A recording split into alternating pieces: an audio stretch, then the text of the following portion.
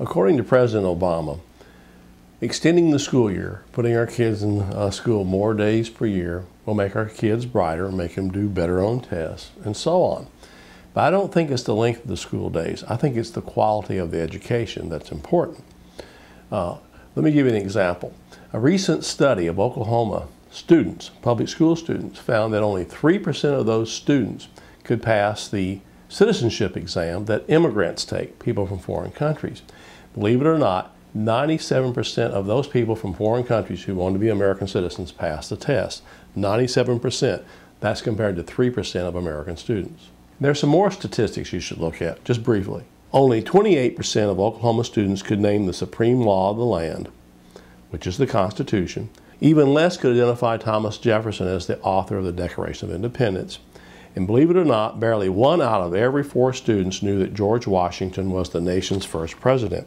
You know George Washington. He's the guy on the $1 bill. But as we looked at this problem at the Rutherford Institute, we saw right away that this is a national problem. This is true in other states. Generally, public school students score very, very low on knowing the basics of the Constitution and their history.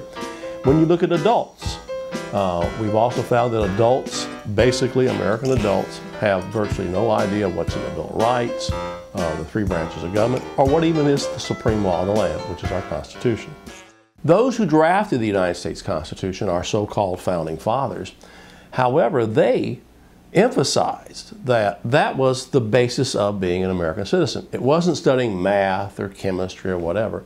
The first basis of being an American citizen was knowing your rights. Thomas Jefferson, who founded the University of Virginia, wrote very clearly, he said that pre-university education, the main emphasis of pre-university education, was to know your rights and your duties as a citizen. Why did they believe this? Because if you don't know your rights, if you don't know what the government's doing behind closed doors, you can't demand it. You have no idea when they're taking away your First Amendment rights, your Fourth Amendment rights, when they're stealing money in Congress.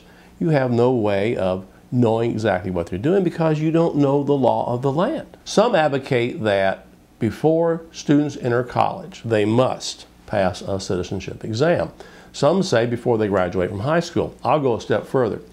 I believe that before a child graduates from 8th grade, the child should have to pass a citizenship exam. To do so, you only have to answer 6 questions correctly out of 10. And to see how easy the test is, go to our website at rutherford.org and you can look at the exam. It's not all that hard, folks, if you've just had a little education in school. When I was a kid and I went to school in the 1950s, I was taught civics.